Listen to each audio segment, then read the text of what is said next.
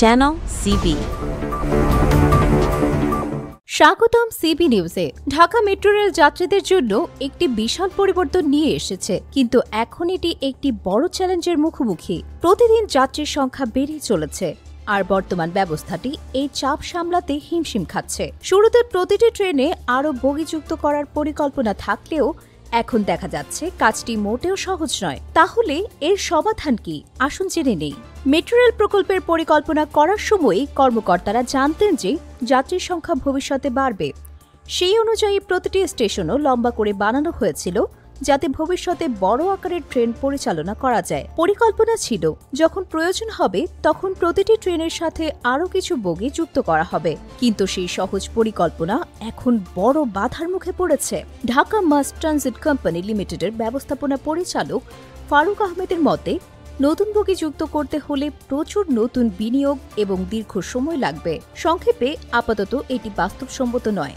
যখন প্রতিদিন 4 লক্ষেরও বেশি মানুষ মেট্রো রেল ব্যবহার করছেন এবং একদিনের রেকর্ড 4,56,000-এরও বেশি যাত্রী পরিবহন হয়েছে, তখন দ্রুত কোনো ব্যবস্থা নেওয়া জরুরি।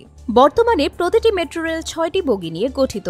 এর মধ্যে 2টি বগি ট্রেনের 2 প্রান্তে থাকে, যেখানে চালক ও নিয়ন্ত্রণ ব্যবস্থা রয়েছে, আর মাঝের 4টি বগি পুরোপুরি যাত্রীদের জন্য। একটি ট্রেন পূর্ণ লোড হলে প্রায় 2300 যাত্রী পরিবহন করতে পারে। ডিএমটিসিএল এর কাছে মোট 24টি ট্রেন সেট রয়েছে, কিন্তু সবগুলো একসঙ্গে ব্যবহার করা হয় না। মাত্র 13টি ট্রেন নিয়মিত চলাচল করে। 3টি ট্রেন জরুরি প্রয়োজনের জন্য স্ট্যান্ড বাই থাকে এবং বাকি 7টি অলস পড়ে আছে। তাহলে যদি নতুন বগি যুক্ত করা সম্ভব না হয়, তবে বিকল্প কি?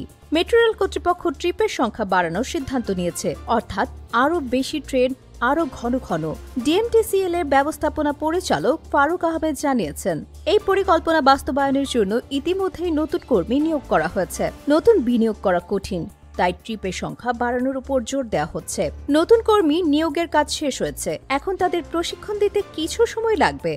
1 থেকে 2 মাসের মধ্যে ট্রিপের সংখ্যা বাড়ানো হবে। বাংলাদেশ প্রকৌশল বিশ্ববিদ্যালয়ের সিভিল ইঞ্জিনিয়ারিং বিভাগের অধ্যাপক শামসুল হকও এই পদক্ষেপের সঙ্গে একমত। তিনি মনে করেন, যাত্রীর চাপ সামলানোর জন্য এটি সবচেয়ে যুক্তিসঙ্গত সমাধান। বিপুল খরচে নির্মিত মেট্রো রেলকে তার পূর্ণ ক্ষমতায় ব্যবহার করা উচিত। যাত্রী বাড়লে আয় বাড়বে এবং সড়কে যানজট কমবে। যদি নতুন বগি যুক্ত করা সম্ভব না হয়, তবে ট্রিপের সংখ্যা অবশ্যই বাড়াতে হবে।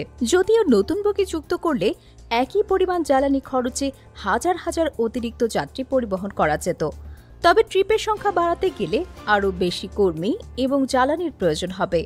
এটি একটি বিকল্প পথ, কিন্তু আপাতত এটি একমাত্র পরিকল্পনা। আশার কথা হলো, এই অভিজ্ঞতা থেকে কর্মকর্তারা শিক্ষা নিয়েছেন।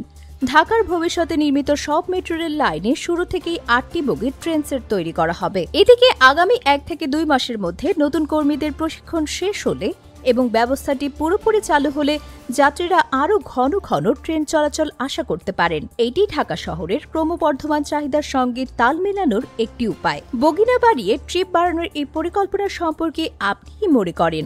কমেন্টে আমাদের জানান। প্রতিদিন গুরুত্বপূর্ণ খবর পেতে আমাদের চ্যানেলটি অবশ্যই সাবস্ক্রাইব করুন। Subscribe now for daily news and updates.